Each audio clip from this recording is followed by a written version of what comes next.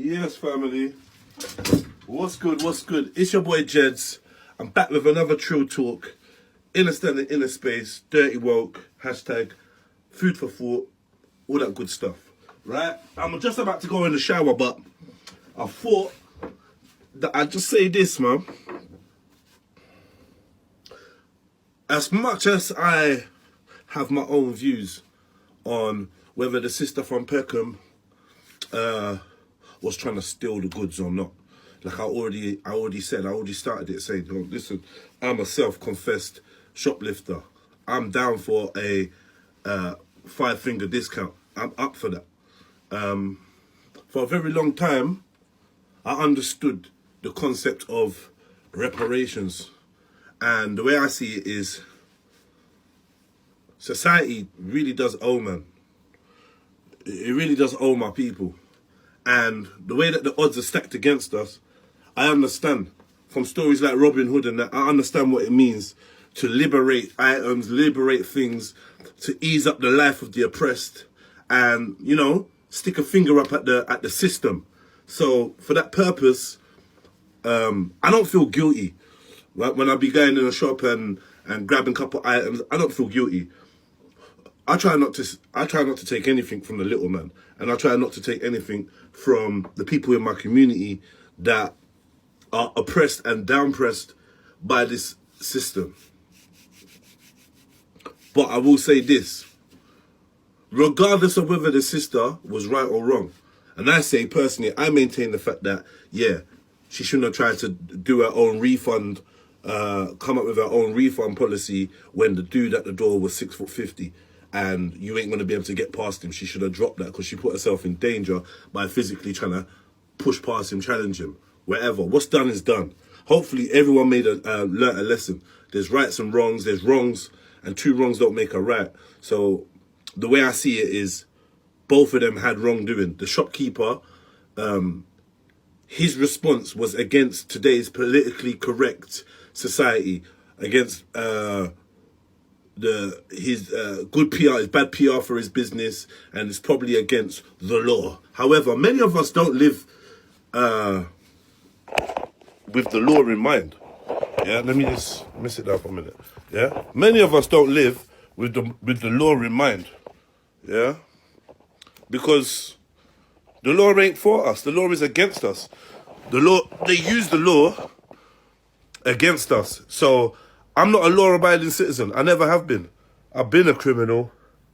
I've been broken the rules. I've been a rebel. And to be honest, there was times where sitting on the back of the bus was illegal. There was times where writing, learning your name, speaking your mother tongue was illegal. There's been times where they've told man that you got to wear masks and you've got to stay here and not go here. And I broke all of them rules. So I'm not coming from the, let's call the feds and, yeah, the police will sort it out. And, if you don't like the way that people deal within your shop, then you need to go through these proper procedures. Because I'm not that person. I'd be a hypocrite, yeah? I'd be a hypocrite if I acted like I was that person that stuck to the letter of the law. Yeah. But what I will say is this. Out of all the responses I'm getting for just speaking my mind and actually trying to stay neutral and try to be unbiased when it comes to unlocking or decoding what actually went down in Peckham, from the comments, what I noticed is this.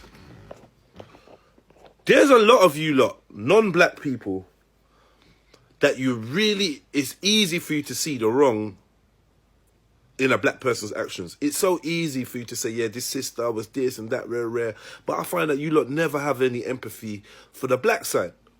Like, for instance, I did a video calling out Morocco and on their silence of the murder of up to 30-something migrants from Chad and Sudan that tried to cross the border between Morocco and Spain.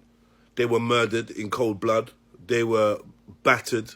And now it seems like there's a massive cover-up. And I called that out, and I didn't see half as many people that was interested. Half as many people wanted to respond. I didn't see half as many people say, yo, Jeds, you know what?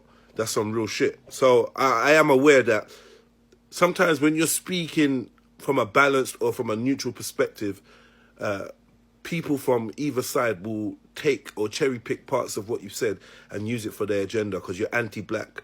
I ain't anti-black. I'm pro-truth. I'm definitely not anti-black. I definitely love myself, and I love black people, Africans, you know what I mean, melanated folk from around the world. I don't need to express that because I think it's just cliche. I'm not a self-hater.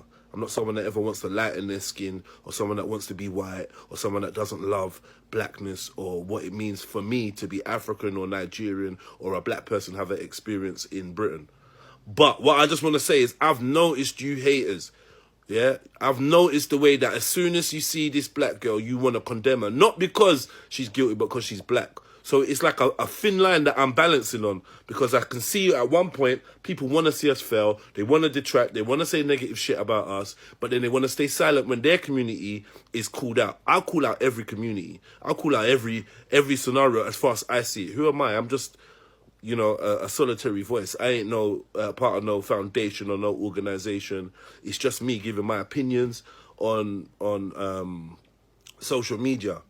But yeah, I did want to say, I noticed that people want to pipe up and speak when it comes to these black situations, and they want to condemn the black person. And it's like, you guys got no empathy, no compassion for us. Yeah, and we're actually mirroring that type of behavior and showing a lack of compassion and empathy for others, you know. So we need to be careful that we don't turn into the monsters. We don't turn into the oppressors. That's what I would say to the black, African, Caribbean, melanated, Al-Kabylanian community, whatever you want to call us. Yeah, we need to always keep and maintain empathy, compassion, balance, and fairness. Yeah, and let those be the pillars of our being. You know what I mean? Yeah, basically that's really what I wanted to say, man. You know what I mean? I noticed that a lot of people, they just want to see black people downtrodden. And trust me, I ain't making excuses for the shopkeeper. I heard that he's been held for questioning, or he's been taken in for questioning. Obviously, with the amount of pressure that's been put on, clearly they're gonna go and have to be seen to investigate. But I doubt he's gonna really face any criminal charges. As for the sister, I hope she don't face no criminal charges, and I hope she learns her lesson. And yeah, you know, pick the battles that you can fight, and pick the battles you can win, and pick them wisely. You know what I mean? But yeah, that's all I wanted to say, man. I notice a lot of you lot, regardless of the innocence of the woman or not, you're just so eager to demonize and jump on a bandwagon when it comes to putting down members of the black community. And you need to check yourself, because trust me, when we start holding spotlights and torches and telescopes at your community, make sure it's squeaky clean. Yeah. Otherwise, join me and others in condemning all fuckery. If you're gonna condemn one, condemn the other. That's what I'm saying. Let's not be biased out here.